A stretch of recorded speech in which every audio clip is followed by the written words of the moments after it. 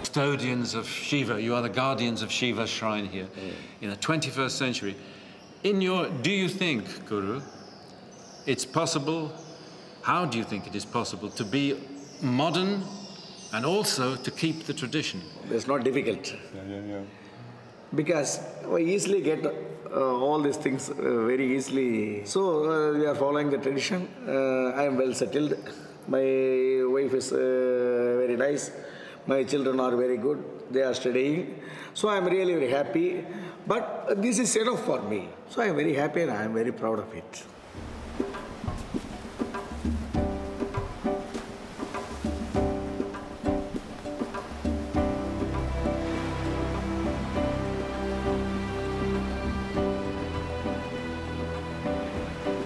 In India, the living presence of the past is all around you, and the wealth of detail of the history is just fascinating, especially when you meet another history fan. This is a Roman Republican coin. Republican coin? Yes. So this is 1st century BC? Yeah. So this is Venus holding scales? Yeah. Wow, not too much, eh? Oh, that's beautiful, isn't it? Face of a goddess. Head of Cybele. Cybele, yes. And on the other side? A human figure with hands extended, kneeling right beside a camel. A human figure kneeling beside a camel? Yes, camel. A single humped camel? Yes. My goodness me. And the text on it? Bacchus, yes. God Dionysus, the god of wine. Who's that? Bacchus is the god of wine. I see. So they liked Greek wine. Yeah.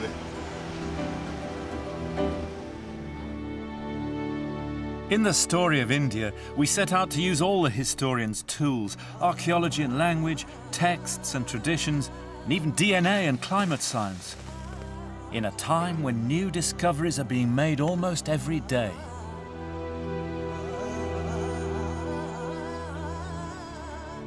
But in India, everyone has their own take on history. Hi, Hariram, hi. निकालो भैया। Yes, please. ऊपर का निकालो पहले ऊपर वाला।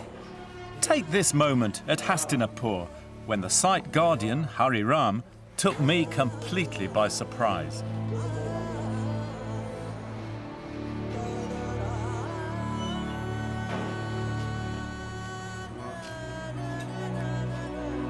What is this, Hariram? Harappan beard. Harappan? Harappan. Definite? Definite. Not from Gupta period or... No, Harappan. Gupta period. A figurine. Is female? Female? Male. Female. Female. You see the breast marked there and a strange little face. That's 5,000 years old. No wonder history matters here.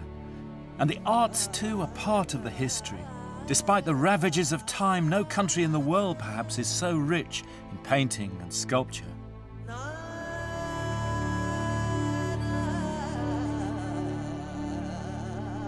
But history in India is also contested. Thank you very much. The Sultan Mahmud of Ghazni is supposed to have stolen these gates from a Hindu temple in India and taken them to Afghanistan. And in the 1840s, the British stole them to curry favour with the Hindus. So this is the gate that was taken to Ghazni and then brought back by the British? They have a controversy about the history. There is a controversy about the history. you are putting up... Some writer says this, some writer says this. Modern historians say this carving, typical of Cairo and Damascus in the 11th century. Yeah. So, if the modern historians are right, this is Islamic wood.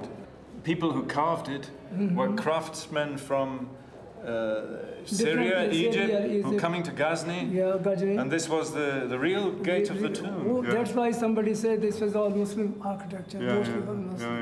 Yes, nobody quite knows the truth. Yeah. A warning to those who manipulate history, as they still do, for political ends. Of course, being British at a certain age, I grew up reading school textbooks that had a rosy-tinted view of the British Empire in India. So in the story of India, how to handle the Raj. After all, imperialism is still imperialism. Take this scene where I used a British guidebook to India from the 1920s to see how they saw history then. And it's not so long ago. For the British, 1857 was the most important event in their rule in India, and you can see how important when you look at the guidebooks of later times.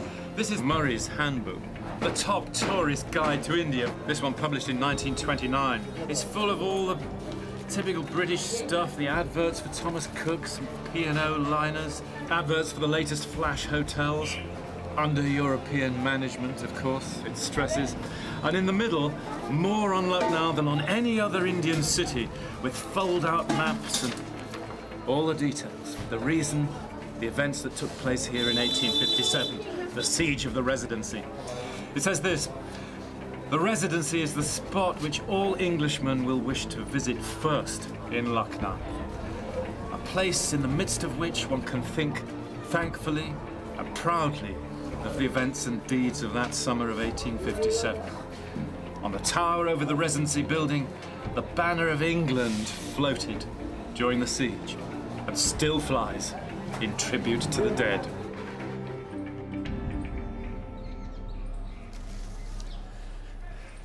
Even for the nation that had patented the stiff upper lip, it must have been the most profound shock. To find yourself isolated in a vast alien land that you'd completely failed to understand.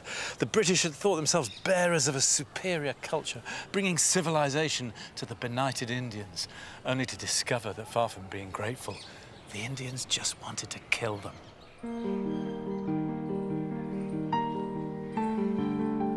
Making films like this, you often go searching off the beaten track, on the off chance that you'll find hidden histories.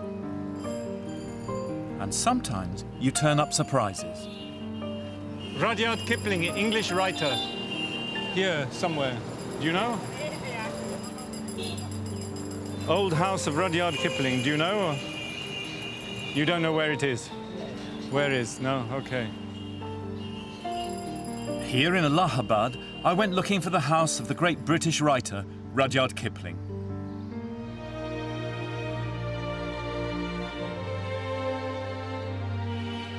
So, little forgotten corner of Allahabad here. This is the house where Rudyard Kipling lived in late 1880s.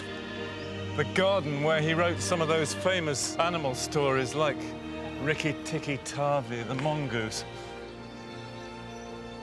Born in India, outsider, hated what he called the large bore officials with their new respectability, their clubs, their polo clubs and large verandahed houses with 20 or 30 servants, even for a small family. Here's the house. How about that? Hello, good morning. It's very nice to meet you. Yeah. Hello, I'm Michael from London. Very nice to meet you. Hello. So is this is the Kipling house, is it?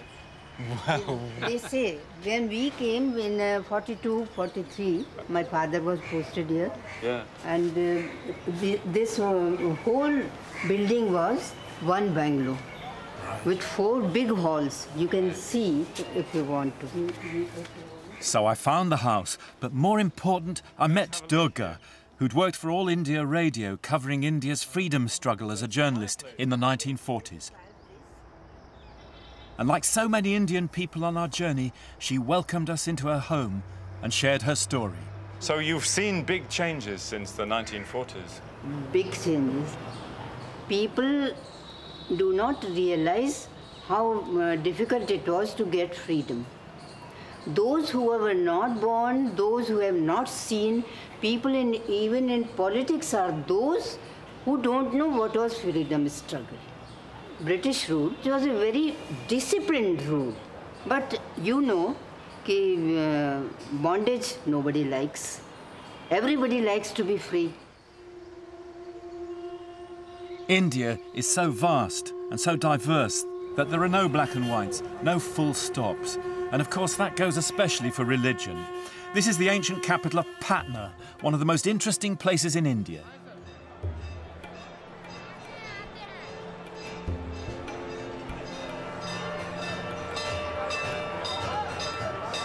So this is city for Hindus, Sikhs, Jains, but it's also a great Muslim city.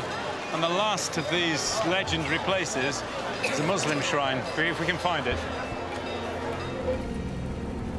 I was searching for the site of a famous monastery of the Buddhist Emperor Ashoka, who ruled in the 3rd century BC. But here in the Ganges Plain, Buddhism died out nearly 1,000 years ago.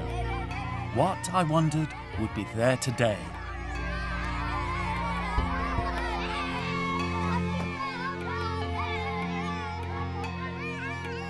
The local people led me to the old site of Ashoka's monastery.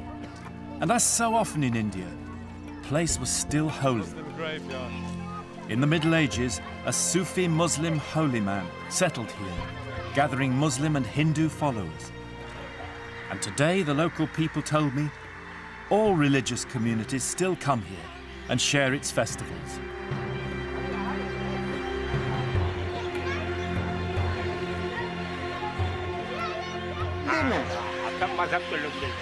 सब ये बोल रहे हैं all religion Together. people of all religion meet together and celebrate their festival together. It's like a kind of legacy of Ashoka, isn't it? You know, one of the key things that he said was, you should always show respect for each other's religions. In the end, all religions are tending for the same goal, for purity of mind, and they agree in the essentials, even if they differ in the superficial things. So never use violence of language about another person's religion, he says.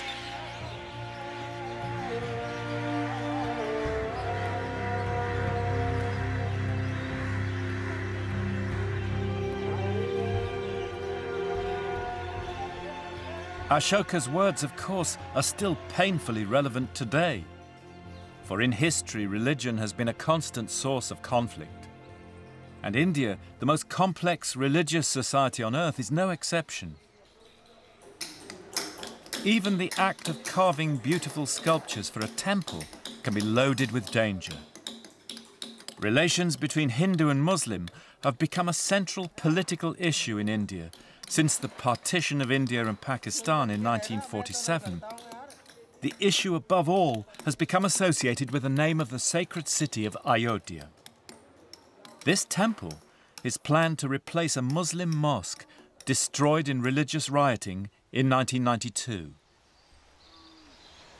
These are the pieces for the projected Rama temple in Ayodhya. What they envisage is a temple about 270 feet long, 140 feet wide, with a tower 130 feet high. And these are all the blocks that will be its facing. The Congress government has said they promise to rebuild the mosque that was destroyed. This is a powerful expression of intent, isn't it? Here in Ayodhya, then, the filmmaker has to be sensitive to bigger and more important considerations. We've just come all the way from England to shoot the sequence, and it seems crazy. Just a few shots inside the temple. I don't understand. I really don't understand. The police say that we can't go up and film inside the temple, even though we have ministry permission. There's a big mela, a huge number of pilgrims, security situations very tense, a lot of soldiers here, and they don't want us to film. Sorry, thank you. Thank you. Thank you. Sorry. I have to say, though, that I love Ayodhya. Sacred to Muslims as well as Hindus, it seems to me it's a living symbol of all India's pasts. Hello. And despite the riots of 1992, something of the fabulous culture of old Ayodhya has hung on today. Shukriya. This is one of those little Sufi shrines in Ayodhya. There were about 80 of them before 1992, going back 700 years. They called it the City of the Sufis, or the Little Mecca. It's absolutely amazing, isn't it? Oh, wow, look at this. Oh, that is so beautiful. So the name of the Sufi? Ibrahim Sahaba. Ibrahim Shah. Ibrahim Shah. So where did the Baba Ibrahim come from? Do you know? Which part of the world? Baba Ibrahim Shah कहाँ से आए थे?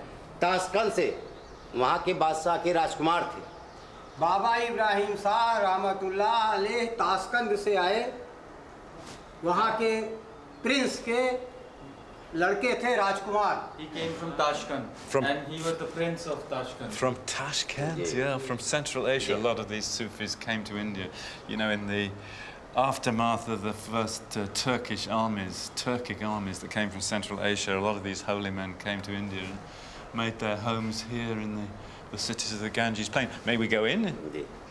Come. Sir पे रखिए, कपड़ा रखिए. रुमाल. रुमाल. Can you cover your head? To cover my head? Thank you. रुकिए. Okay, shukran.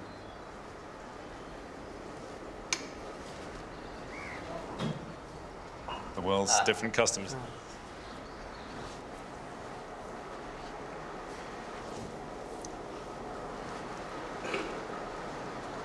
It's interesting, it's very like Christianity, isn't it? The Muslim commemoration of the saints.